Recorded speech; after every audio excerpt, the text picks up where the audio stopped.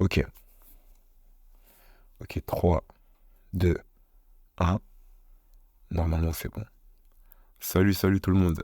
Chose promis, chose due, on se retrouve pour notre premier cours de piano. Et tout d'abord, j'espère que vous allez bien et que vous êtes prêts pour votre apprentissage. Les vidéos, elles vont s'adresser à peu près tout le monde, histoire de remettre à tout le monde au même niveau. Donc, on va commencer par une simple présentation des bases du piano. On va essayer de faire court et durant cette vidéo, je vais surtout vous expliquer pour ceux qui débutent vraiment ou bien du coup qui ont juste appris que ça c'était le Do sans forcément comprendre tout ce qu'il y a derrière.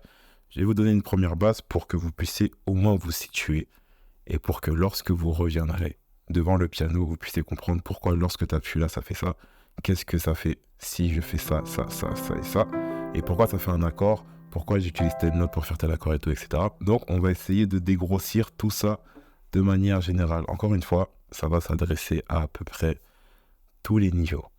Le but, c'est que vous ayez une base pour au moins pratiquer chez vous. Et puis voilà, si on a l'occasion de se retrouver pour pratiquer en live, ça va être mieux de partir sur cette base. Alors, je vais vous mettre des inscriptions, soit en haut, soit en bas, je ne sais pas exactement. Lorsque tu te retrouves devant le piano, tu t'aperçois qu'il y a des notes blanches et des notes noires. Et tu vois qu'à peu près, c'est un peu similaire un peu partout. Mais moi, ce que je vais te demander de faire, c'est de te concentrer uniquement sur une partie du piano. Si tu remarques bien, il y a 2 notes noires, 3 notes noires. 2 notes noires, 3 notes noires. 2 notes noires, 3 notes noires, et ainsi de suite. Et juste à côté de ces notes noires, tu as 7 notes blanches. 1, 2, 3, 4, 5, 6, 7. Plus communément appelées Do, Ré, Mi, Fa, Sol, La, Si, et tu retombes sur le Do. Donc pour cette vidéo et pour bien comprendre la partie théorique du piano, ça va être un peu le blabla, mais c'est essentiel. Pour comprendre ça de manière plus simple, il faut que toi tu te focalises sur cette unique partie devant toi là, le piano. Les 2 notes noires, 3 notes noires. 2 notes noires, 3 notes noires, juste sur cette partie-là. Et en fait, je te demande de te focaliser sur cette partie-là parce que si tu connais par cœur cette partie-là, tu connais tout ton piano. C'est peut-être simple, mais c'est vrai. Parce que là, en dessous des 2 notes noires, tu vas avoir ce qu'on appelle le Do. Juste à côté, en dessous de ces 3 notes noires, sur la première, celle-ci là, juste à sa gauche, tu retrouves le Fa. Et peu importe où tu vas, tu refais le même scénario, tu vas retrouver les mêmes notes. Le Do, note noire, troisième note, les 3 notes noires, la première, juste à côté, on retrouve le Fa. Et ce qui change, c'est juste l'octave. On appelle ça une octave parce que là, c'est grave. Là, c'est plus aigu. Là, c'est plus aigu. Et plus tu montes, plus c'est aigu, mais ça reste les mêmes notes. Donc on revient sur la partie qui nous intéresse le plus. Pour savoir où est-ce que se situe le Do, le Fa, tout ça, tu vas faire une chose toute simple. Tu vas prendre les 2 notes noires. Tu vas décaler ton doigt juste d'une note sur ta gauche et tu vas retrouver le Do. Tu refais pareil. 2 notes noires, juste la note à côté de la première note noire, c'est le Do. Que tu ailles là, c'est pareil, le Do. Ensuite, à côté du Do, tu as le Ré, Mi, Fa, Sol, La, Si, et tu retombes sur le Do. Là, tu as compris ce qu'est la structure du piano et je viens de t'introduire ce qu'est une note. Une note, c'est tout simplement une note. Là, je t'avoue, je ne sais pas comment t'expliquer de manière plus simple. Par contre, ce qui va nous intéresser, c'est que comment ça se fait que lorsque j'isole une note, ça me donne ça. Lorsque je mets une autre note, ça me donne ça. Lorsque je mets une autre note, ça me donne ça. Et le son, il est harmonieux et il est beau. Et comme ça se fait que si je fais n'importe quoi, comme ci, comme ça reste aussi beau, mais c'est pas pareil. Comment ça se fait?